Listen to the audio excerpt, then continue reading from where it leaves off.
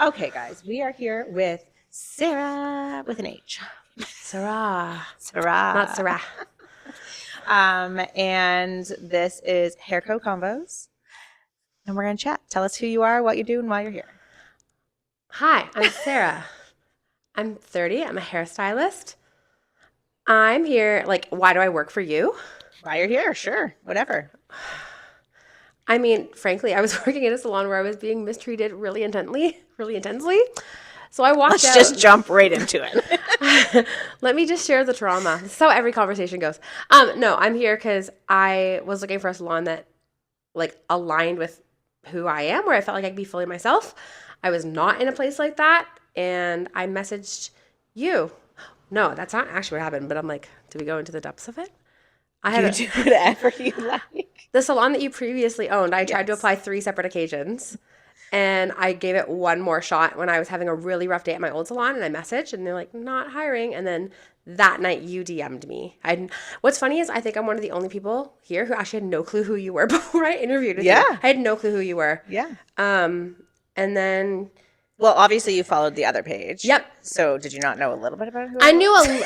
I don't. I ran that page. I honestly, when I moved to Milton, when I went to hair school, I just followed almost every salon I could find in Milton. Gotcha. But whenever content from that salon popped up, I was like, I love this. The whole it was girly and cute. Yeah. Like the whole vibe felt like me. But I actually had no clue who you were. Gotcha. I love that. Yeah. Yeah. Okay, so then we chatted, and then Do you want to know a fun fact about our first encounter? Yeah. I don't think I ever told you this. Daniel and I, my husband, we had been on a 5-week lockdown with COVID horrifically, and my encounter with you, coming to see you, was the first thing I'd done. I walked out. It was you actually messaged me. The first thing. It was the first thing. You messaged me, and you're like, can we do this date? And I was like, no, I have plans. I was still in lockdown. And the date that you suggested was the day that I was set free. I hadn't left my 400 square foot basement apartment in 5 weeks. And I got dressed and I got ready and I came and saw you. It was the first thing I did. That's amazing. But you didn't just come to see me. You stopped and you got us coffees. Yes. Because I also hadn't had a coffee in 5 weeks. I was like, I can grab one for you. But I was like, oh my God, I'm getting Starbucks. So she stopped and got us coffees, and then she came into a construction zone. My first thought was like, really? This place? It was blind faith meeting you, interviewing with you, knowing it wasn't ready. Mm-hmm. I think you said I was your first hire. Mm-hmm. Well, yep. And you were. I was your first hire. And you were like, it's easily going to be 3 or 4 months. So I hadn't left my last salon yet. My plan had been to stay there until you gave me the green light 2 weeks before. Oh, because were you just on lockdown, or was the world on lockdown? I was on. Well, most people were on lockdown. It was like that. It was that weird phase when it was like, if you have it, you're on lockdown, but people can do things. Gotcha. So yeah, So you were still working. I was still working. Yeah. My plan, I think this was in October I met you. It was in October. And my plan was, because you had said the hope was that January, February we were going to open. Mm-hmm. And then my plan was to just work until you said 2 weeks till we're open. Then I want to get my notice. And then I went through a couple of really horrible encounters with my previous boss, who was frankly just very abusive. And I'd been through enough in my short 24 years to just be like, that's not worth it. Yeah. My husband actually was the one who's like, you need to quit. So I walked out of that salon knowing I'd already hired with you, but then there was I don't know when this is happening. Yeah. So I worked at a cookie shop wrapping cookies for Christmas seasonally, and I cleaned houses until you told me we were ready. I love that. So I just worked 2 part-time jobs and waited. Yep. And then you, me, and Jessica started. We opened on whatever date it was. May 22nd? March 22nd? March 22nd. And it's been great since then. Yeah. Yeah. So one of the best decisions I've made. Good. I love that. Did you have a specialty before you started here? No. As much as I had a negative experience at my last salon, there were great things about it. And one of them was I was literally just thrown in there. And I just had to figure it out. But I knew I loved color more than anything. Even in hair school, I was the most scared of color. But the second that I started dipping my fingers in it, I was like, ooh. You loved it. Yeah. And all my teachers encouraged me that was my thing. But then blonde I just love anything in a foil makes me happy. Anything in a foil. So now your specialty, what is your specialty? Low maintenance brightening with a little side of fine hair. Okay. So everybody says that their specialty, I'm not saying everybody at our salon, but everybody says low maintenance is their thing. Yeah. Why would someone choose you as their low maintenance specialist versus somebody else? What do you do that's different from the next? I don't even know if it's like the result of the hair that's different. Like all of us actually like have a very similar style. We have different ways of approaching it, but I find that often the end result can be quite similar and nice. But I think it's more about me personally, like frankly, and I've been so candid with my clients. Like if I was not a hairstylist, I would be the once twice a year client tops, just simply because of like budget and just who I am as a person. So that played a role into you choosing low Yeah. maintenance. Yeah. Like when you first talked to me about a specialty, I said fine hair because I have very fine hair. And I've had some horror stories like with my own hair and my own past experience getting it done. So when I went into hair, when I went to hair school and I encountered clients with hair like me, I just started suggesting different ways of styling. And like as I learned cutting and coloring, like I started trying different things to help. And I just constantly got feedback that it was the best they'd had. And then, yeah, low maintenance. Frankly, at first, it was because I would root tap everything, which you know, because I was afraid of highlights to the root. Because, And I called her out. yeah, especially in a hair school, I watched a lot of people walk out looking like a zebra. Yeah. And I was like, that can't be me. So I was just afraid of going to the root in general. So I learned to blend very well. And then when I came here, you're like, you have to highlight to the root. You have to be able to do that. And it didn't go well the first few times. Yeah. So I would just melt and melt and melt. But now I actually, Now you can do it all. now I can do all of Yeah. that. And I actually had a full highlight last week and I was like, I never do this now. This is actually so nice to do. But I still melt things, not because I have to, because I like the result. And I get the Exactly. feedback from clients that it's And always that's nicer. the difference is when you are doing something because you want to, not because you have to fix Yeah. mistakes. Yeah. Right? So that's a big, big, big learning. So your personality, you think that, yeah. What do you like as like a human? As a human. Well, I'm Are you generally quiet? Believe it or not, I'm significantly quieter than I used to be. Stop it. I'm not kidding. Anyone who knows me, my husband is incredibly introverted. Like when I started dating him, people were like, "Why?" Because like they didn't understand how he wasn't overwhelmed by me, but he's just selective who he opens up to. So Yeah. he's actually crazier than me. I don't know if this is what it's like for you and your husband. Is he more My husband is crazy. Okay, so you're the introverted one. Yeah. But everyone who knows me before meeting my husband is like, you're so much more quiet since you've married your husband. That is so funny. But I think a lot of my personality used to be out of insecurity. Like I wanted to have attention and I wanted to be like funny or like, but now getting more confident, I'm just like, I'm still loud. That's just authentic to you. It now. is. Yeah. And it's like, and if you don't like it, that's okay. Totally.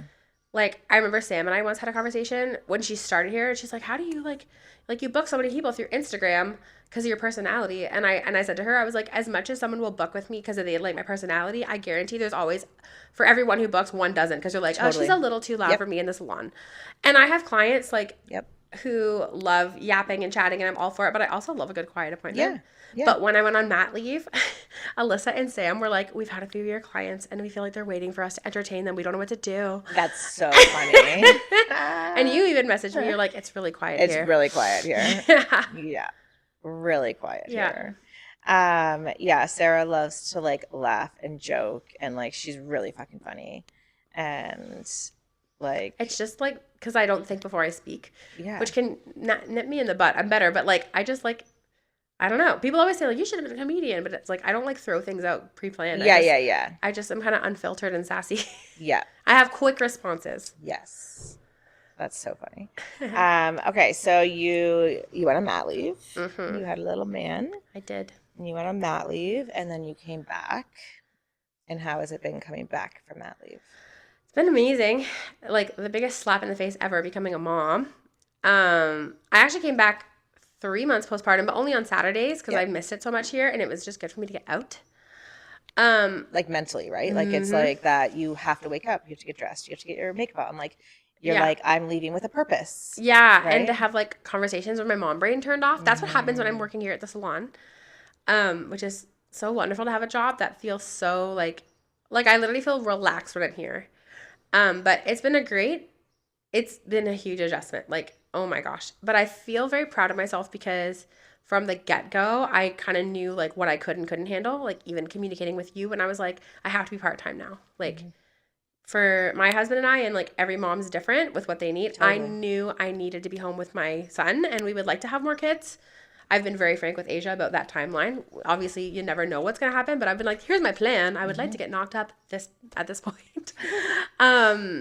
But in the early years before my kids are in school and then they're actually gone 5 days a week, I'm going to prioritize like having that balance of being home with them. But I also think daycare is amazing. He freaking loves Right? it. They learn so much. We were having dinner the other night and he picked up his fork and just Yeah. like by himself. And I was like, huh? Yeah. Thanks, daycare. Exactly. So no, it's been a great balance. You never know when your kid's going to get sick and that throws a wrench in things. How'd you get into your daycare? Am I allowed to say? Go for it. Because so we're at the nicest day. Everyone says it's the nicest daycare. They have a 4-year wait list. I actually don't know if I would have been able to come back to work because no one had room. No one. And you're like, tell them I sent you because your kids went to her before she had a center. And I skipped a 4-year wait list. So I've had multiple moms be like, how'd you get in there? And I'm like, a family friend. Because I can't be like, It's all about who you know. it literally Everything in life is about who you know. So my oldest, who is 14 soon, he went to her house when she did it out of her house. Mm-hmm. And then when I had my second, who's now 9, he went to her house as she was building that space. Yeah. And she And they're had just him and like phenomenal. maybe one other kid because she was building it. So she wasn't like, he was only in 2 days a week. Yeah. So it was like perfect for her. And so my kids have known her forever. I think I've sent, when she first opened, I think, and I'm not just saying this number, like I want to say 50% of the kids that were there were from I don't me. think you're lying because literally when I said, hey, like, I work for Asia, she told me to let you know that. There was no hesitation. Yeah. It was like September 9th, and I was like, yeah. Yeah. Yeah. My And they're brother's phenomenal. kids go there. Like, it's just been this whole thing. So I love that they did that because like that's so nice. And it's very Right? convenient. Like, so I live in Guelph. So we were like, at one point, we're like, maybe we have to do it in Guelph, which is hard, like, because luckily it hasn't happened a lot, but there'll be a random day when they're like, he's sick, and he's you gotta sick, he run has a to fever. pick him up. Yeah. There was a day that I would tell you, I think I was alone in the salon, and my client, she works with kids, and they messaged me that he had a fever, and she was processing. She's like, go get him, I'll hold him. And I was like, okay. I had my baby carrier in my car, so I actually finished a full head of foils with him on my back sleeping, and I felt like such a kick-ass mom. Yeah. I was like, Totally. look at this. But also that's having a boss that is supportive and a mom. That was probably the biggest life hack, was being pregnant at work and being a new mom working with other moms. Yeah. Because some of the stories I hear, they don't understand. And I even know some other owners who are moms and they don't have the same feelings that I do. But like, Yeah. I mean, yes, it's a professional place, but also like shit happens. And you know that your kids are your priority, but it's like, and you also know that when something happens, I actually want to be here. I'm going to take care of my kid, but like, I'm sad when I have to leave like mid appointment because I love what I do. Yeah. Yeah. But I like, when I even told you I was pregnant, and you figured it out before I hadn't even told my mom. I did. I knew it. She knew. I messaged her. I was like, are you okay? Because Like, for the first something week seems in off. 2 years, I had been quiet. Yeah. But the main giveaway was I kept wearing a mask while using hair color because I was like, I don't feel sick. I was like, I'm gonna vomit. You're like, you okay? And I was like, yeah, I just think I'm kind of a cold. I want to be careful for my clients, but it kept happening every day. Yeah. So I was at church on a Sunday and I get a message from, and you're like, just want to check in. I show Daniel. He's like, she knows. But it was actually really good having early. And I actually told the girls, I think I wasn't even 5 weeks. Yeah. And at first you were like, oh, like that's really early to share. And I was like, you know what? I love you guys and trust you guys so much that like if something negative happens, like worst case scenario, the You have the pregnancy doesn't support. go through. I have the support And the that's no, I understanding. do say that. I say there's 2 ways to do it for people who like can't handle that. Like if heaven forbid something does go wrong, and you can't handle that attention of that, like Negative, like people you know are your bringing it up. team knowing and Yep. like feeling that for you. Yep. Like some people just need to close it off, Yep. right? And then other people, they need the support, Yep. and you are that person where you would be open to that support. Yep. So it is knowing, but like, you know, when Alyssa didn't tell you guys till she was Yep. right. to But the we're also thing. just so different. And I think and that's I've the learned beauty since of it. becoming a mom too. It's like I shared a reel the other day on, I don't know if it was on my hair one or my personal, but it was like, you know, the term like you're a girl's girl. I'm like, it said I'm a mom's mom, and it's like daycare, yeah, homeschool, yeah. Like if you're keeping a human Totally. alive and they know that they're loved, Yes. you're doing phenomenal. Totally. I am so impressed by moms. Yeah. And I also see people so differently since becoming a mom. I'm like, every person I see, I'm like, that's someone's kid. So I feel like I treat people differently too because Yeah. of it. Yeah. Are you like a judgmental person? In Of my other head people? sometimes. Yeah. Did you ever judge moms before you had kids? I don't think that intentionally because I also I didn't did know if all the time. I didn't know if I wanted kids. I All the time. actually didn't like kids. I don't Oh. want to say I don't like kids, but like I was never that person that was like, oh, kids. I'm Can't like, wait to have kids. I don't want to hold your baby. I don't want to babysit your kids. Like, ugh, they're so loud and sticky. I was so judgmental. And then I had my first, and I was like, oh my God, I can't believe I used to be like that. I'm so mean. Because I didn't know. Yeah, I don't even think I had a radar. But now if I have a friend who's pregnant, like when Alyssa has her baby, I'm bringing her food. Yeah, because you know how powerful that Yeah. act of kindness is. Yes. But no, I can definitely be a little judgy in my head sometimes. I always say without Jesus, I'd be a very mean person. Yeah. Okay, so what's going on in Sarah's world in the next like 2 years? What are your plans? Where do you see yourself? How do you see yourself growing as a stylist, as a mother, as a whatever? Like what do we got to look forward to? Oh my goodness. I wish I had known about this question beforehand because as much as I'm a yapper, I'm very like my thoughts take a while sometimes. I think it's just I've been in the 3 years that I've been here, I've grown so much as a person and a stylist in terms of like boundaries and like also like not taking things personally. Like She learned that one from me. yes, actually we had a meeting yesterday and Asia was just like Being a bitch. you could use that. She was just Asia. I was being honest. Asia is straightforward. Yes. She says it as it is. It's not mean, but I'm such a sensitive person still that when we first started working together, I thought you hated me at one point. But also because my past experience with managers, I've not had good luck with managers until I met you, honestly. Everything kind of felt like backhanded. Like it was like the second week I worked here and I was like, oh, what should I do? You're like, do whatever you want. And I heard like, do what I'm like, you have to do the right thing and I'm going to be watching you, but you actually were like, do whatever you want. I actually was like, yeah. So I actually yesterday defended her in the meeting and I was like, guys, like she might be being harsh to you, but like you wouldn't work here if she didn't think you were a good stylist. Exactly. Like you, honestly, it sucks, but when someone is kind enough to tell you the truth, that is such a thing. Mm-hmm. Like I really want to grow in my haircuts. That's a big thing. I want more experience with wigs. This is all still new, obviously, but I think the thing that I want to grow the most in is probably having solutions for my fine haired girls, getting more comfortable with that. And being able to offer other solutions. Because it's such a like unique gift to be able to offer to clients. And I think my favorite part of hair is like, yeah, transformations are fun and like doing fun, funky things are fun. But when you can take someone's everyday life and kind of lift something off, like I had a client who came and got a wig and every time that we talked, it was just an insecurity for her, like at work for formal events. She's a mom, she's busy. She just wants to be able to wake up and like have a shower and blow dry her hair and not feel like absolute crap about her hair. And, like, you can be confident, but it's, like, there are things that bug you, you know? Like, literally sitting down, I was like, oh, this isn't flattering because now I had a baby, so I have a little mom belly.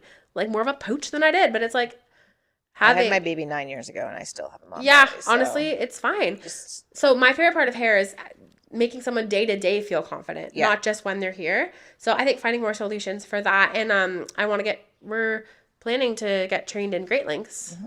Like the beaded extensions, not beaded. Beaded, not beaded. Not beaded. Bonded. Single strand bonded. Because I really want to have options for clients to like do filler throughout their hair, not just like a full extension. And then I do plan on having another baby in the next 2 years. Sorry, not sorry. But I've also said, I've been so transparent with my regular clients. Like I would like to get pregnant probably this time next year. Yep. I don't, but I say that always like, you never know. Like you have no my idea. mom had me and couldn't get pregnant again. Oh. I could have quadruplets. Let's kind of hope not. But I also told Asia and even my husband knows like, I'll probably come back on the weekends like I did because it was so good for me. Yeah. So I think and I think too, it like gives like, it'll give Daniel like that one-on-one time, which is so nice. And my husband did the same thing. And I've said to clients, I think parenting came more naturally to my husband than me. He always wanted to be a dad. He just like stepped up and was like, boom, got this. And I never had a fear. Like it breaks my heart when I hear people talking about like they can't trust their spouse with their kids. I'm like, why did you? Too. I'd rather be single my entire life than not feel like I couldn't trust someone like that. Terrifying. And it's hard. My respect for my mom and my husband's mom, we were both raised by single moms, is exponentially larger since becoming parents. So yeah, it'll be great. I mean, if we have quadruplets, I might not do the Saturdays. Lord help me. I don't know what I would do. Oh God. I'd be thankful, but I'd cry. That's funny. So more babies and more fabulous hair. Yeah. I love that. Yeah. Love that. Going back to what she was saying about me, I also learned. So it was Jessica who taught me this lesson. So Jessica was our salon manager before she left, and now she teaches. So she's not here anymore, but she still works every now and again. Also, Anyway. side note, seeing her in that environment, because I helped her with the class, is hilarious. Because, like, if you know Jess, like, in a way, I couldn't take it seriously because she was, like, such a teacher. And I was like, oh, my God, this is so funny. Anyways. I'd love to see that, actually. That's really funny. It's very funny. So Jessica, I was, like, watching her interact with different team members. And I noticed how she, like, internally had to process how she was going to start the conversation with each person individually and how it, like, really mattered. She was gentle with me. She was so gentle with you. And that I thought she hated me for the first month. It made me realize, I was like, okay, maybe I am being a little too, like, what's the word? Intense? I don't know. So you've said before that, like, my laid backness almost stresses you out. Because of that, how I'm like, this is what I would do, but you do what you want to do. Like, yeah. You do you. I am very good. I've even said, like, I don't think I'd ever be a good boss. I'm a good employee. If you give me parameters to work within and give me some guidance, I'm good. If you're just like, figure it out, I have a hard time. So do you think, though, that now, like, looking back 3 years in, are you like, okay, she actually let me make mistakes and now I've learned from them? Yeah. And now I know and I can trust my gut a little bit more than what I did before? Or are you still like, Aisha, stop doing that? No, I'm good. But also, like, just going back to, like, you feeling like people have to be gentler with me, you also learned from me, though, and I've grown. Like, if you or someone says something to me that I internalize a different way, I actually clarify it. She does. There was a day when Aisha called me out on something in front of everyone, and it was good and it was needed. But I messaged her privately, and I was like, hey, can you do that with me alone first before using it as an example for the team? Because it really embarrassed me. And she was like, yeah. And I was like, the freedom that I had to just say that, knowing that I wasn't getting in trouble. Like, there's actually such a mutual trust with everyone on the team. Totally. When Sarah Lawson came, she said, if I ever, like, offend you, let me know. And I was like, I'll straight up tell you, but it won't affect our friendship. Exactly. But no, I trust my gut a lot now. Actually, now I'm more inclined, which, like, maybe this is bad, but I've seen it's been great. Sometimes if I'm like, this is what I feel like someone would tell me to do, but I'm going to do what I think I need to do, and it, like, I'm going to say always, I want to say always, but I didn't want to say always. It always works out. Yeah. Like, Yep. So now when Jordan or Marilia might ask you for something, do you give them the answer, and do you say, you should do this? This is what I'm telling you to do. Or are you like, this is what I might do? I actually make them ask themselves more questions first. I'd be like, why are you asking this question? Like, I guide with questions. I actually love teaching. If I was here full time, I'd be like, can I have an assistant too? I love teaching with the little knowledge that I have in my 7 years. But no, I don't give them a straight answer. I try to get them to, like, reflect and ask themselves questions to bring themselves to one. Obviously, like, if it's like a really, like, oh, can I put a 6 on this person who wants a cool hair? No. And I'm like that too. Like, I would have then been like, no, you can't do that. But if it's within like the creative realm, I remember in hair school, my teacher, Ashley, she said, like, the best hairstylists are, like, equally logical and equally creative. Like, you have to know the boundaries, but you have to be able to have fun within them. And that's how you learn. Why are we doing this if we can't have fun? AI cannot replace us. AI cannot replace us. They can replace things about us and our jobs, but they cannot replace us doing hair. No. The creativity needed. Yeah. And the relationships, which is the best part of the job. It's my most favorite part of the job. So you built your clientele really fast at the beginning. Yep. And the clientele that I had brought with me was because my previous salon, there was no marketing whatsoever. I built my entire clientele on Instagram. And I know why you built it really fast, but why do you think you built it really fast? Because I'm genuine. Yep. We were laughing yesterday because some girls were talking about how, like, they don't like to show up on Instagram a certain way. I have fully showed up on my story with a face mask on in my bathtub because I forgot to, like, announce something. And I'm like, hey.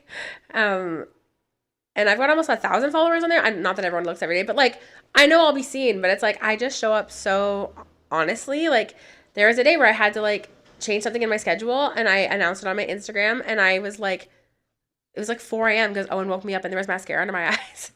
I think I like come as you are, right? I'm very come as you are, but that has been the coolest thing about clients, because many times I'll have clients come in who found me on Instagram, and what they like is that they know what to expect with me. But also, like, I remember you once told me, also, are we okay for time? Because I'm going to check. We have to be done in 5 minutes. Okay. Okay. It was like one of our first team meetings. You're like, Sarah, I have never seen so many people cry in someone's chair the first time meeting them.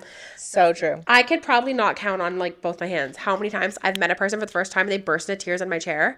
But 9 times out of 10, they have been on my Instagram or interacted with me. And I think that maybe it's They already know you. They already trust you. because I'm straight up like you, but in a softer way. Yeah. And I'm just like real. Like, Yeah. man. Human connection. It's like such a simple thing, but it's something that a lot of jobs don't actually get to work with and play with. And they often don't encourage it to be that authentic. Yeah. And it's the Like- simple things like when I'm telling my client to like go sit at the sink, I'm putting my hand on their shoulder. Yeah. It's so simple. But like so many people don't get to do that. Almost every one of my clients, when they're leaving, gives me a hug, even if I've never met them, and they initiate it because I'm like, I don't want to be a weirdo and make them feel uncomfortable. But also, it's like I'm very honest with people about like because a common question is like, how do you get into hair? Well, that's a really intense story for another episode because we don't have 50 minutes. But long story short, I like went through a severe mental health issue and I was very sick. I almost died at one point, and I had to make a 180. And I literally sat down. I did 2 things. I sat down, I wrote a list of what I needed in a career. I needed it to be flexible, creative. I can't be at a desk. I have to be able to chat. And I need to be able to be my own boss if I want. It has to work with being a mom. That was all I wrote down. And then I prayed because faith is important to me. And I went to hair school. I made like a split-second decision. And so I came into this industry out of like a really, really, really hard circumstance. And so when somebody asks me, I'm always like, do you want the quick, nice one, which is that, or the like sob story? And they usually say the sob story because it's a long appointment. Yeah. And then when you open up and just share what you've been through, people immediately, their guard comes down. Yep. And then boom, everyone's crying. It's usually that or someone crying or laughing. It's usually that or me telling someone to break up with a boyfriend because my standards are incredibly high. I don't even know how I got married. I'm so blessed. Literally Daniel. though, he's phenomenal. I don't know how I got so blessed, but like Alyssa always laughs because she's like, did you just tell her to break up with a boyfriend? I'm like, yeah. Yep, I did. Sure did. And most of them that I have been seeing for 4 or 5 years now have broken up with those boys. That's hilarious. Yeah, because you deserve the best. You deserve the best. It's so true. Okay, well, that's it for today. Thank you for listening. Thank you for chatting. You're welcome. Thanks for employing me. She thanks me all the time for employing because her. I'm so lucky to be here. I don't pretend that I have like an amazing. I'm so thankful for my marriage, for my job, for my kid. Like things aren't perfect, and I've been through crap, but I love it here. I love that. That makes me so happy. Okay, thank you. Bye.